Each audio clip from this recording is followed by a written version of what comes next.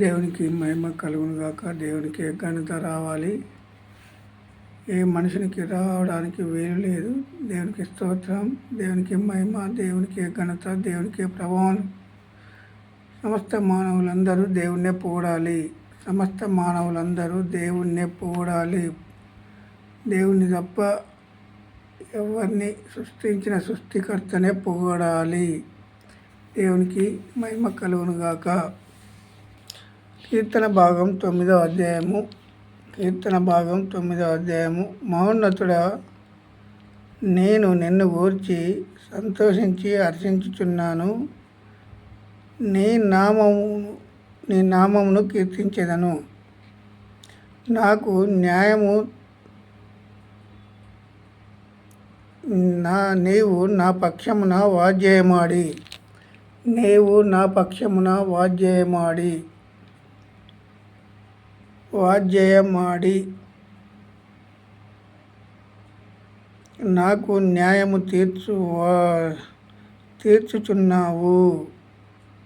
నీవు సింహాసనాసీనుడవై న్యాయమును బట్టి తీర్పు తీర్చుచున్నావు.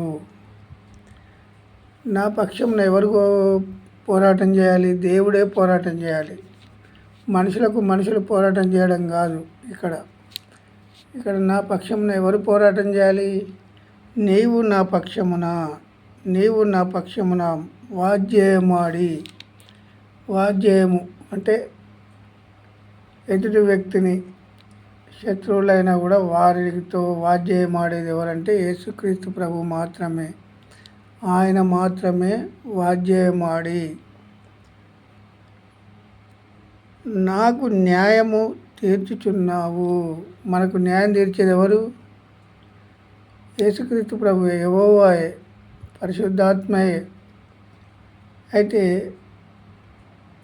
ఆయన జ్ఞాపకము చేసుకోవాలి. మనం జ్ఞాపకం చేస్తే మనకు న్యాయం చేసేది ఆయనే. మన తరపున పోరాటం చేసేది ఆయనే. మన తరపున ఎవరి తరపున మనం ఎప్పుడైతే యెహోవాను స్తుతిస్తామో మన తరపున ఆయనే ఉండి పోరాటం చేస్తాడు. మన తరపున ఆయనే వాద్యం ఆడతాడు. ఆయనే తీర్పు తీర్చే దేవుడు. నీవు సింహాసన ఆసీనుడవై న్యాయమును బట్టి తీర్పు తీర్చుచున్నావు. నీవు సింహాసన ఆసీనుడవై సమస్త మానవులకు తీర్పు తీర్చేది ఎవరు? ఆయన న్యాయసింహాసనం మీద కూర్చునే దేవుడు. మనకు న్యాయం చేసి తీర్పు తీర్చే దేవుడు. తీర్పు తీర్చే దేవుడు ఎవరంటే యేసుక్రీస్తు ప్రభు మాత్రమే. దేవుడు ఒక్కడే. దేవుడే న్యాయం చేసే దేవుడు. ఎవరైనా ఈ లోక సంబంధంగా మాట్లాడినట్టయితే శరీర సంబంధులు వాళ్ళు శరీరాలకు తీర్పు తీరుస్తారు, కానీ ఆత్మకు తీర్పు తీర్చలేరు. ఆత్మకు తీర్పు తీర్చు వాళ్ళు ఎవరంటే యేసుక్రీస్తు ప్రభు మాత్రమే.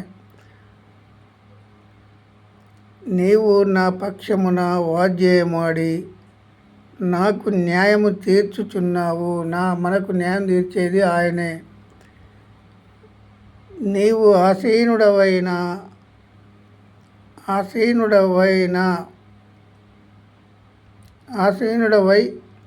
న్యాయమును బట్టి తీర్పు తీర్చుచున్నావు. న్యాయమును బట్టి మనకు ఎక్కువ ఎవరి మీద మనం ఆలోచన చేయాలి? సృష్టించిన సృష్టికర్త మీదనే, మనుషుల మీద కాదు. ఇవాళ ఉంటాం, రేపు పోతాం. సృష్టించిన సృష్టికర్త మీదనే ఆలోచన చేయాలి ప్రతి మానవుడు. ఆయన మాత్రమే మనకు న్యాయం చేసే దేవుడు. న్యాయం తీర్పు తీర్చే దేవుడు. అన్యాయం చేసే దేవుడు కాదు. ఆయన మీదనే మనం ఆలోచన చేయాలి. సృష్టించిన సృష్టికర్త మీదనే. మనుషులను బట్టి మనుషులు న్యాయం చేసే వాళ్ళు ఉన్నారు. ఇప్పుడు కోర్టులో జడ్జిమెంట్ ఇవ్వాలంటే ఒక న్యాయవాది ఇస్తాడు. వాడు తప్పిస్తాడా ఒప్పిస్తాడా ఇక్కడి వరకు తెలుసు అతను. కానీ అక్కడ జడ్జిమెంట్ మాత్రం లంచం తీసుకొని జడ్జిమెంట్ ఇచ్చే దేవుడు కాదు ఆయన. సృష్టించిన సృష్టికర్త. మానవుల దగ్గర నాకు ఇది కావాలి అది కావాలని కోరుకునే దేవుడు కాదు. ఆయనే మానవులందరికీ ఇచ్చాడు. మానవుల దగ్గర ఆయన ఏం తీసుకోగలడు? మానవుల దగ్గర ఆయన ఏమి తీసుకోగలడు? నీవు నా పక్షమున వాద్యమాడి నాకు న్యాయము తీర్చుచున్నావు.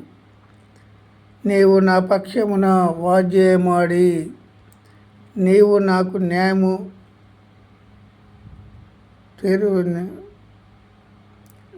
తీర్చుచున్నావు. నీవు ఆసీనుడవై న్యాయమును బట్టి తీర్పు తీర్చుచున్నావు.